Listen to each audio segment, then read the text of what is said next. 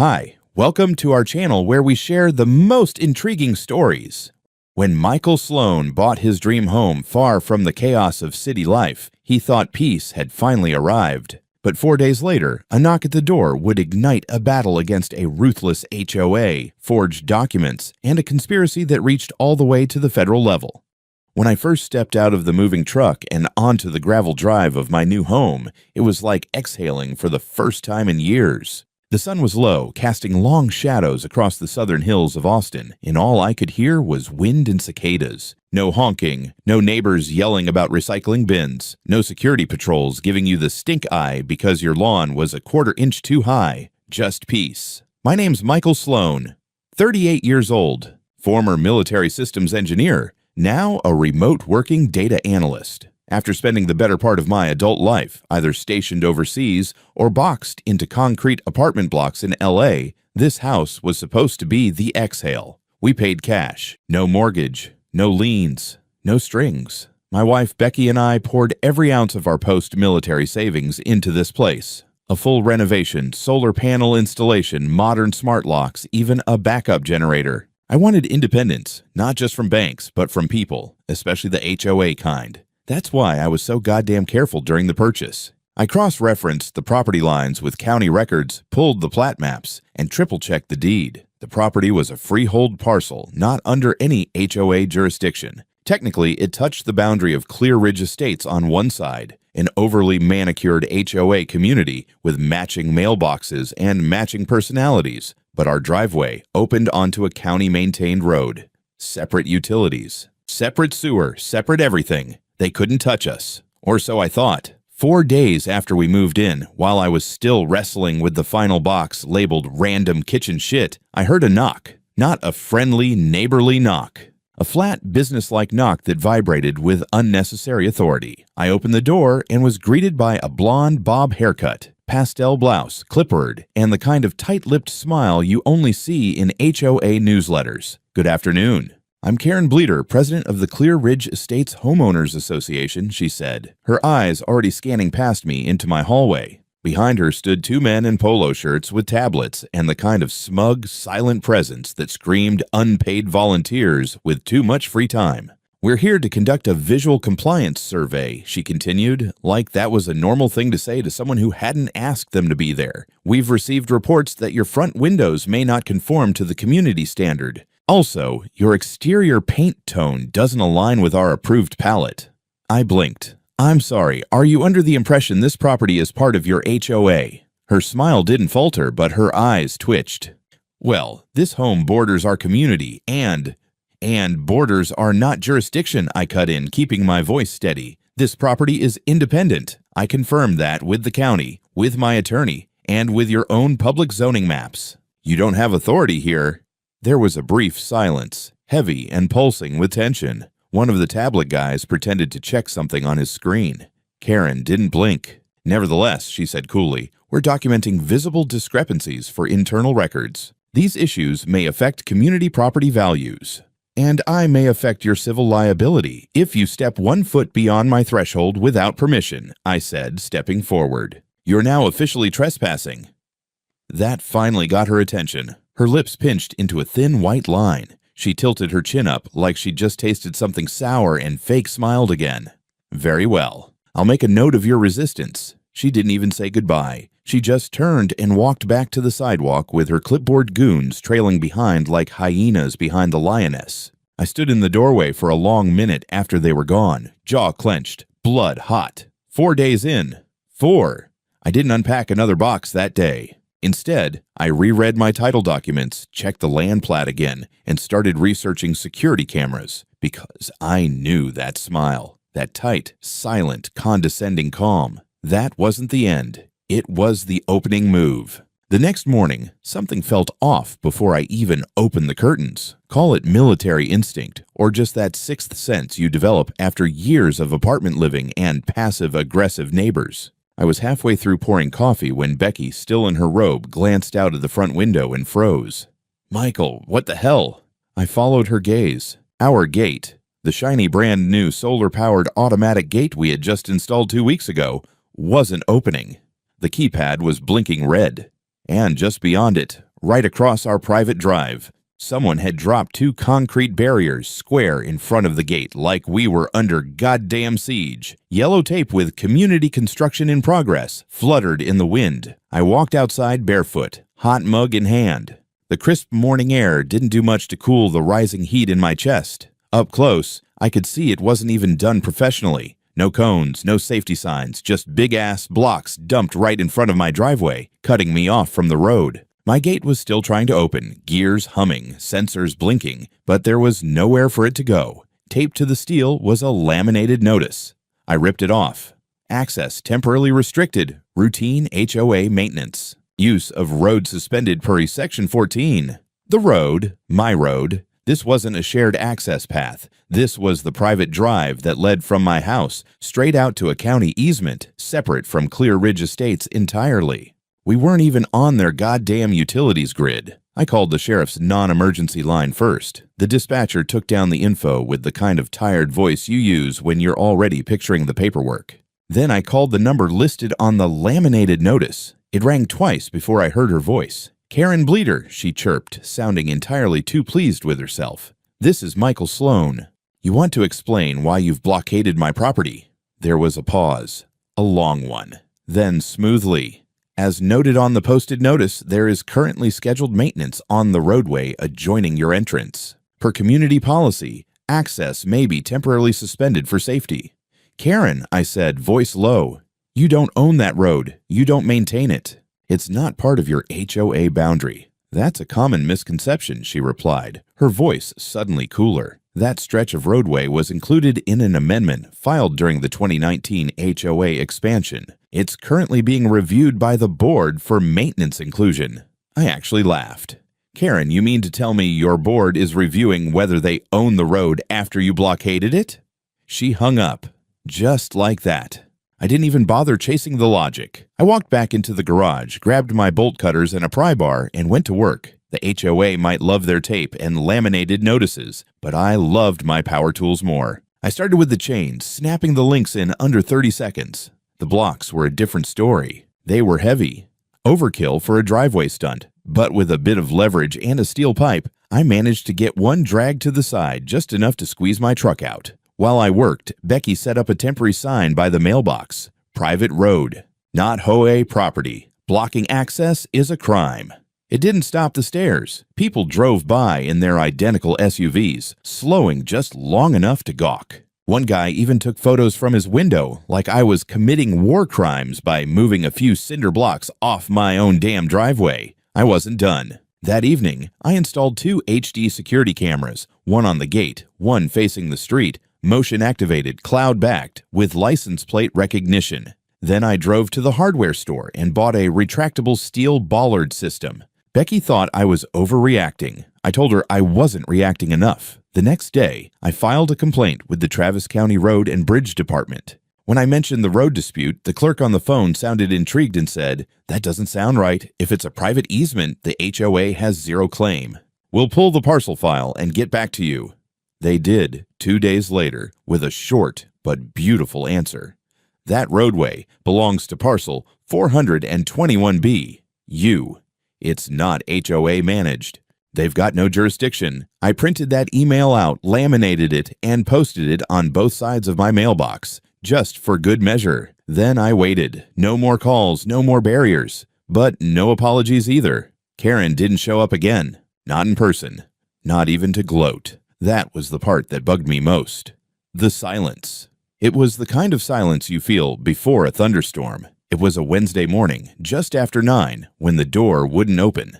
I'd stepped away from my desk to grab a second cup of coffee. The sun was shining. The house was quiet. Becky had taken the car to run errands, and the thought of getting a little yard work done later was already forming in my mind when I reached for the front door and turned the handle. It didn't budge. I frowned and tried again. Nothing. I tapped the keypad. No response. The screen was black. The deadbolt was electronic, brand new. Wi-Fi connected, powered by the solar grid, and backed up by battery. I knew damn well it had juice last night. I'd checked the diagnostics on my phone before bed like a nerd. Now, no signs of life, no beeps, no blinking lights. I tried the back door. Same story.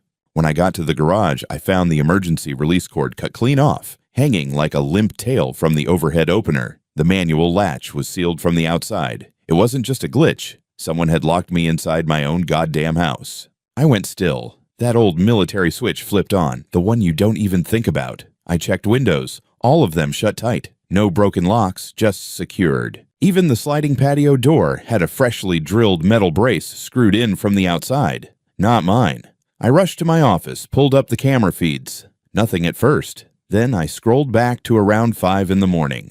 There they were, two figures in high-vis vests, hard hats, moving with calm precision. They approached the house like contractors on a routine call, except they weren't here to fix anything. They screwed a bolt bracket onto my back door, sealed the garage, attached some kind of mechanical fastener to the front, right over the keypad housing, then mounted a fresh sign across it. The camera on the gate caught it clearly. Access suspended, under review by Clear Ridge HOA. My laugh was sharp and short, like a bark. I dialed 911. Operator, what's your emergency? I've been illegally locked inside my home, I said. I'm the property owner. I am being forcibly confined. That got their attention. The dispatcher stayed on the line while I confirmed my location, verified that I was physically safe, and gave them the whole story in as few words as possible. 5 minutes later, 2 sheriff's units rolled up. I watched them through the narrow blinds as they stepped out, took one look at the blocked keypad, and began radioing for backup. Karen showed up 15 minutes after the deputies. She arrived like someone showing up for a PTA meeting. White blouse, folder under one arm, sunglasses, and that same frozen sorority smile mask. I watched her walk up to the cops, chatting with them like she was doing them a favor. I turned on the speaker from my phone, connected to the gate camera's audio.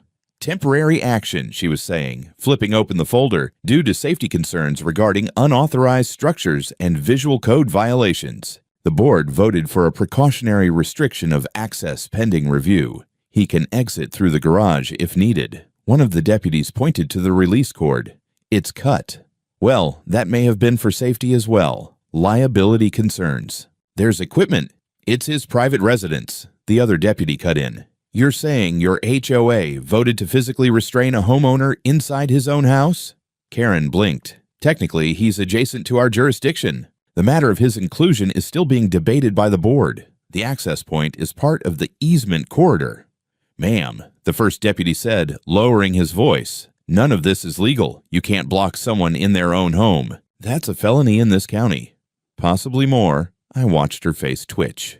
Just slightly. They called for a locksmith. I was out within 20 minutes. Standing in my own front yard, surrounded by deputies and crime scene tape, I looked Karen right in the eyes for the first time since that clipboard parade on day 4. She didn't look smug now, but she didn't look scared either. That was the unsettling part. I filed everything according to board policy, she said coldly, as though she were the one being wronged. The documents are in this file. You're welcome to contest them during our upcoming review. One of the deputies took the folder from her. He flipped it open, then stopped. Ma'am, he said slowly, this letterhead's got a federal property code on it. Form numbers, HUD references. You file this with any government office? Karen said nothing. Because if you submitted forged HUD paperwork to the county, that's a whole different level of stupid. She froze. The deputy turned to me. Mr. Sloan, we're going to need to document everything, and you should probably talk to someone higher up. This smells like more than just trespassing. No kidding. As the cops took statements and snapped photos of the tampered locks and fraudulent signage, I sat on the porch and watched Karen walk back to her car. For the first time, she didn't look back. She knew she crossed a line, and I had it all on tape. Becky got home just after noon that same day. She nearly dropped the groceries when she saw the cruiser in our driveway and 2 deputies still poking around with clipboards. One of them was photographing the metal bracket they'd removed from the back door, holding it like a piece of evidence from a crime scene. What the hell happened? She asked as I met her at the car. I got imprisoned in my own house, I said flatly. By the HOA. Her jaw dropped. They what? I gave her the short version while we carried the bags in. She kept stopping mid-step, blinking like I was telling her some Reddit thread come to life. We didn't even finish unpacking before I pulled up the footage for her. When she saw the 2 men in vests screwing metal restraints into our home at dawn, her face went pale. I should have been here, she whispered. You'd have just been locked in with me. Later that week, while I was compiling documentation for the lawyer, timestamps, video footage, printed maps, copies of the fraudulent notice Karen had handed over, Becky stepped out into the yard to water her plants. The garden had become her sanctuary since we moved in. Raised beds along the side fence, some shrubs by the patio, a little gravel walking path. She'd carved the whole space herself, and it was beautiful in that handmade, lopsided kind of way. About 10 minutes later, I heard her scream. Not a startled yell, a scream. Primal, reflexive pain. I sprinted out back barefoot and found her on her knees in the grass, hands covering her face. She was crying, coughing, gasping. One side of her face was red and wet. A can of pepper spray was lying on the ground 5 feet away. Standing 10 feet from her, arms crossed, was a woman I'd seen once or twice at the HOA kiosk near the community pool. Tan sun hat, oversized sunglasses, and an expression like Becky had just insulted her poodle. She crossed the landscaping boundary. The woman snapped before I even spoke. I didn't ask permission. I tackled her. Not a full-body slam, but enough to knock her off balance and pin her arms until she dropped whatever was still in her hands. A second canister, more pepper spray. Within 2 minutes, the police were back. Same 2 deputies, probably getting sick of our address by now. Becky was treated by EMTs. Mild chemical burn, blurry vision, elevated blood pressure. She refused to go to the ER, but I was 2 seconds away from dragging her there myself. The woman's name was Diane Hughes, secretary of the Clear Ridge HOA board. She told the cops, on record, that Becky had entered protected landscape space and was behaving suspiciously. It would have been laughable if it wasn't horrifying. The deputies asked if Diane had proof this protected area was HOA managed land. She said yes. I said no. So I went inside, pulled the documents from the filing cabinet, and returned with a certified copy of our parcel boundaries, dated, signed, and notarized. It included the very strip of land where Becky had been attacked. Clear Ridge tried to annex it last year, I explained. Filed a zoning request that got denied by the county. They tried again this year, but never filed anything officially. It's ours. It's been ours since purchase. Hell, the gravel Becky laid is visible on satellite. The deputy turned to Diane.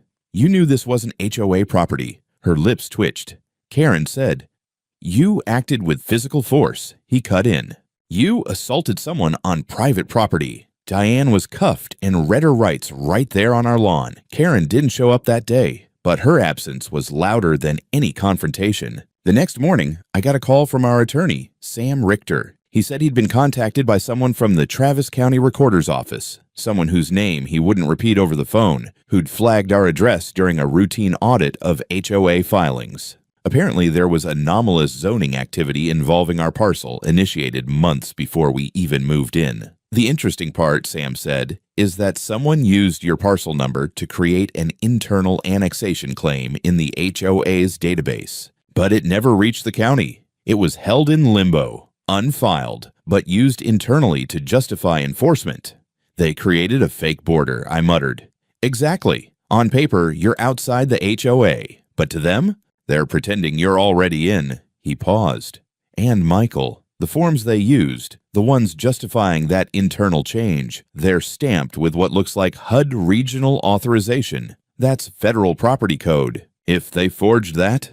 He let the implication hang in the air. A day later, a federal agent showed up at my door, Special Agent Laura Hannity, Department of Housing and Urban Development, black blazer, badge, no bullshit. I've been asked to collect documents regarding potential fraudulent activity involving residential parcel 421B, she said. You are the primary title holder. Yes. Then I'll need every document you've received from Clear Ridge Estates. Notices, correspondence, maps, anything with HUD language or property boundary claims. She didn't smile. Didn't crack a joke. Just went straight to business, scanning files and asking laser-sharp questions. Before she left, I asked, is this serious? If someone's altering federal property boundary records or using HUD code fraudulently, she said, it's a federal crime. Crosses state lines if they used federal filing systems. That's interjurisdictional fraud at minimum. She gave me a card and left. And just like that, we weren't just dealing with entitled neighbors anymore. We were in federal territory. The night after Agent Hannity left, I didn't sleep. Not because I was afraid. I'd been in combat zones where sleep deprivation was the least of your problems, but because for the first time since this war with the HOA began, I realized something was off.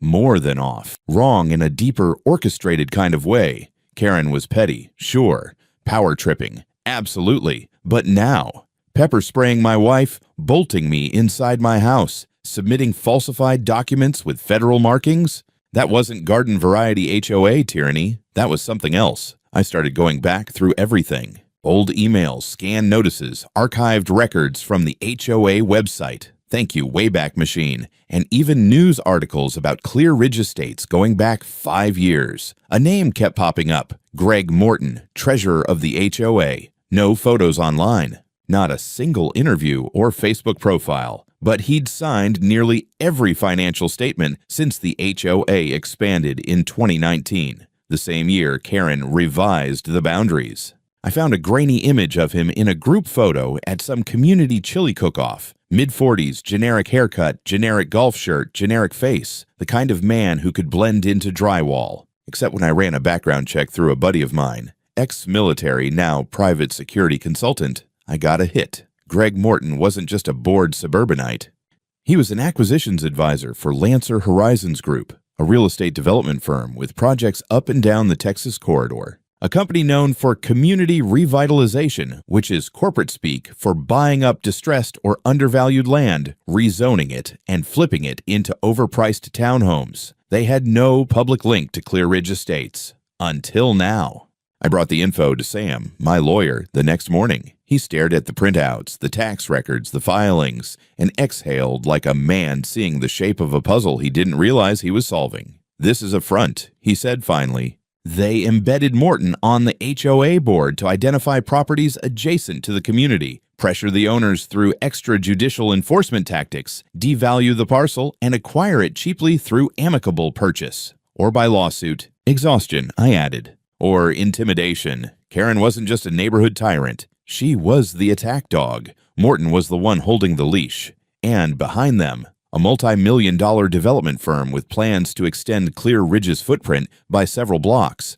My parcel was a missing tooth in their perfect smile, and they were trying to yank it out. That afternoon, we received a certified envelope, no return address. Inside was a formal offer to purchase our home and land for 30% under market value. A pre-filled quitclaim deed was attached. A sticky note read, "Consider this an opportunity to walk away peacefully." Becky stared at it like it was a threat, not a proposal, because it was. I handed it over to Agent Hannity during our next meeting. She didn't react much, just added it to the file, but she did mutter, "Stupid move. Documented coercion."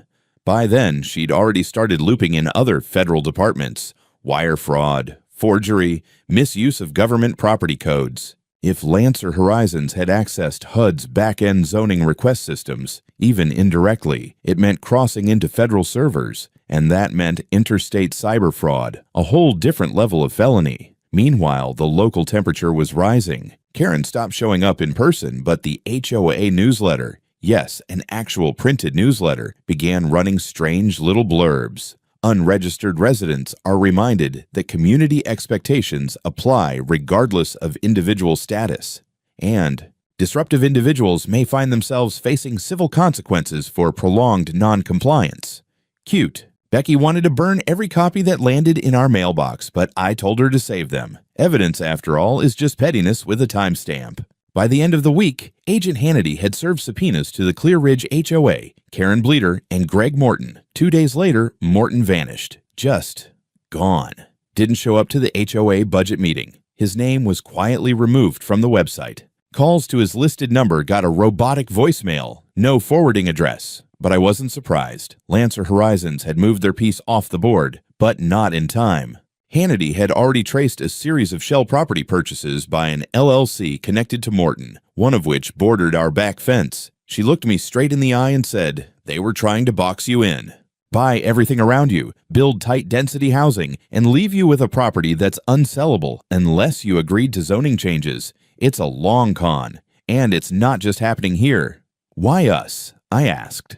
"Because your land is flat, already utility separated, and sits on a traffic node Lancer's been eyeing for 2 years. Because you didn't have a mortgage. no bank to negotiate with, no lien holder to appease, just one owner who wouldn't play. They thought I'd fold. Instead, they handed me every weapon I needed to burn them to the ground. It started like a whisper. One local news station, just a filler segment on homeowner disputes, aired a story titled "Veteran Locked in Own Home by HOA." They used my footage, blurred Karen's face but left the clipboard and pastel sweater clearly visible. Then came a second story.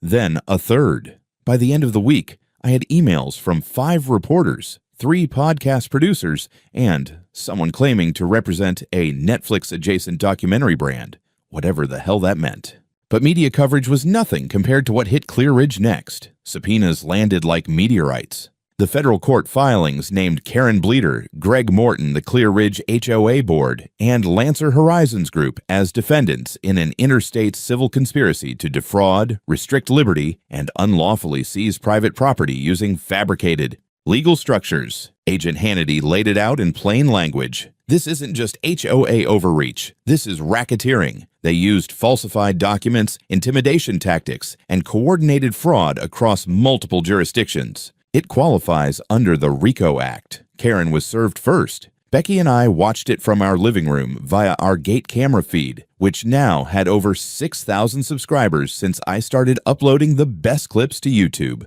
Karen came out of her home in full business attire, visibly trembling, and asked the federal agent if she could make a quick call first. She wasn't arrested. Not yet. But she was officially under federal investigation, and that meant no more hiding behind HOA jargon. Greg Morton, meanwhile, was found at a hotel in New Mexico, registered under an alias, the U.S. Marshals brought him in for questioning, and within 24 hours, he was singing like a jukebox. According to court documents later made public, Morton confessed to acting as an embedded asset for Lancer Horizons. His job was to identify vulnerable parcels for absorption into community development, which was a polite way of saying harass, corner, and acquire. Karen's name was all over the internal memos. She'd authorized letters, notices, even the forged federal documents bearing HUD references. And while she insisted she believed them to be real, the metadata in the files, traced to her personal laptop, told a different story.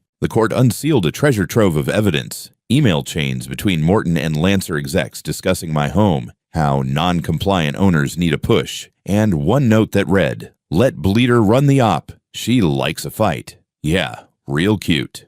When the pretrial hearings began, I was called to testify.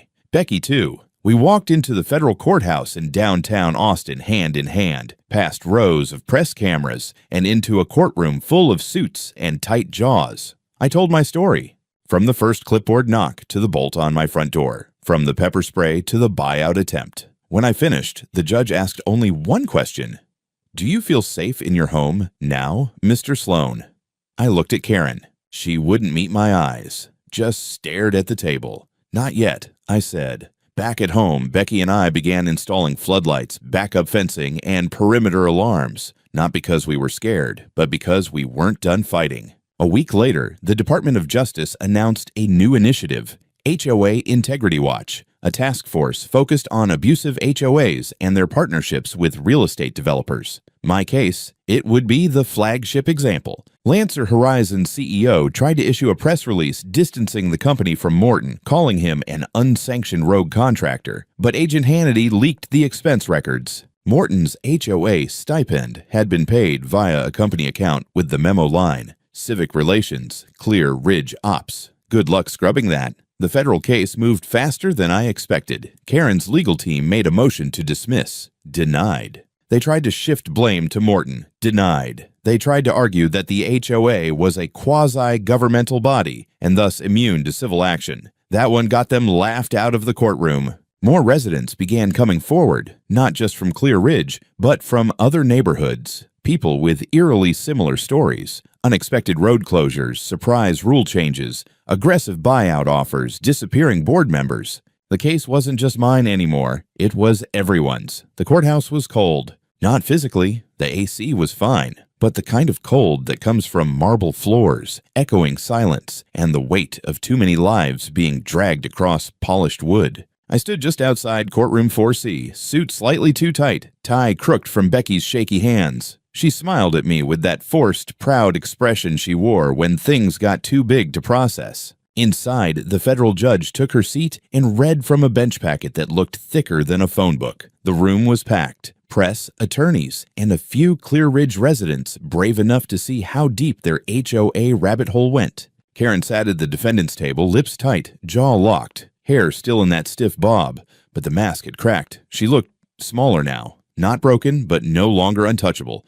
Greg Morton wasn't present. He'd taken a plea deal weeks earlier in exchange for full cooperation. He gave them everything: names, dates, emails, audio recordings. Hell, he even turned over a hard drive from a private server Lancer Horizons had been using to plan community expansions through covert HOA infiltration. I watched the court clerk stand and begin the official reading of the verdicts. Karen Bleeder, guilty on 5 counts, including conspiracy to commit wire fraud, obstruction of interstate commerce, forgery of federal property records, unlawful detention, deprivation of civil rights under color of law. Greg Morton pled guilty. 12 years reduced to 8, with parole eligibility in 5, plus full restitution. Clear Ridge Estates, HOA, officially dissolved under federal mandate. All assets frozen, pending civil redistribution to harmed parties. Its status as a non-profit entity was revoked. Lancer Horizons Group, fined $45 million, ordered to cease all current Texas operations pending further investigation. Their executive board, 8 smug men in suits, would face a separate criminal trial later that year. And me? I was awarded $300,000 in compensatory damages, plus legal costs, plus additional punitive damages related to emotional distress and trespass. Becky cried when the judge said the number. I didn't. I just nodded once like a man saluting his own trench. But money wasn't the real prize. Truth was accountability. The court moved to sentencing a week later. Karen sat silent while the judge read her punishment: 6 years in federal prison with no possibility of parole for 4. Her sentence was bundled with a court order barring her from serving on any residential board, nonprofit, or municipal planning committee for life. She didn't flinch, didn't cry, just signed the paperwork and was led away in cuffs, head high. I respected that in a way. She went down like a captain who thought the iceberg was bluffing. As for the rest of the HOA board, most of them took plea deals, community service, fines, and 2-year bans from holding any fiduciary responsibilities. A few tried to plead ignorance. It didn't work. Federal courts aren't as fond of "I didn't read the emails" as local zoning boards are, and then came the final blow. The Department of Justice, emboldened by our case, launched a statewide audit of every HOA formed since 2010, looking for similar patterns. Sudden boundary expansions, shell LLCs tied to developers, harassment complaints, anomalous zoning. Activity. I hadn't just blown up a fence. I'd cracked a wall. After everything was signed, stamped, and sealed, I walked out of that courthouse and exhaled. The kind of exhale you only get when something heavy leaves your chest, like a lung full of bricks you didn't realize you were carrying. That night, Becky and I sat in the backyard, wine in hand, watching the moon reflect off the new 8-foot privacy wall I'd had built along the perimeter: reinforced concrete, custom steel gate, infrared cameras, motion-triggered floodlights. I even hired a private patrol, 2 ex-Marines who liked the work and hated Karens. I'd turned my home into a fortress, but not a prison. On the front gate, mounted between 2 floodlights, I installed a custom steel plaque. It read, "Private property no HOA, no trespassing, no mercy." Becky thought it was too dramatic. I told her it was just honest. 6 months later, the grass along the edge of my driveway had finally grown back, thick and defiant, covering the last tire ruts left by those HOA bastards. You'd never know this place had been a war zone unless you looked closer. There were still signs if you knew where to look. The newer concrete in the back fence where the pepper spray incident happened had a slightly different hue. The security cameras tucked under the eaves had upgraded optics and pan-tracking AI. The gate had been replaced with a commercial-grade hydraulic unit strong enough to stop a pickup at speed. Overkill, maybe. But I'd learned the hard way that paranoia is just foresight with scars. Clear Ridge Estates, that smug little enclave with its uniform hedges and Stepford smiles, looked hollow now. Stripped of its power, its HOA disbanded. The community was fraying at the edges. Their ornamental fountain had stopped running.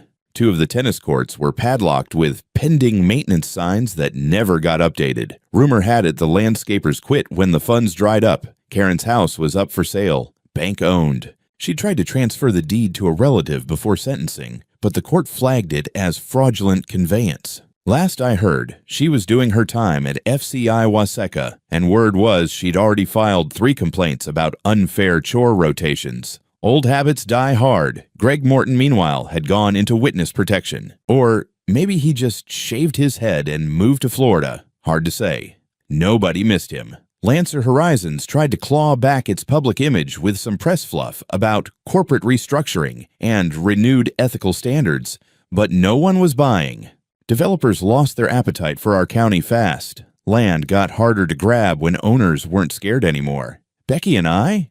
We healed, mostly.